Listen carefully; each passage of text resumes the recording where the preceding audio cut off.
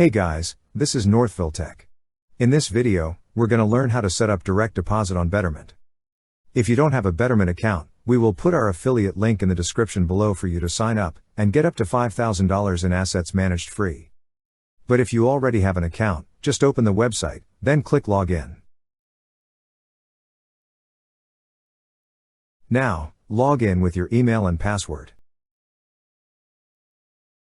Once you're logged in, you will see several options on the left side menu. Click on Checking. On this page, you will see a section for Set up direct deposit. Click on Get Started. To set up, you could copy your account information below, or download a form to share with your employer. If you wish to download a form, click on Download your pre-filled form. Now, enter the necessary information such as your employer name and the deposit amount. In deposit amount, you could choose from entire paycheck, percentage, or custom amount. After that, click on the Download Form button.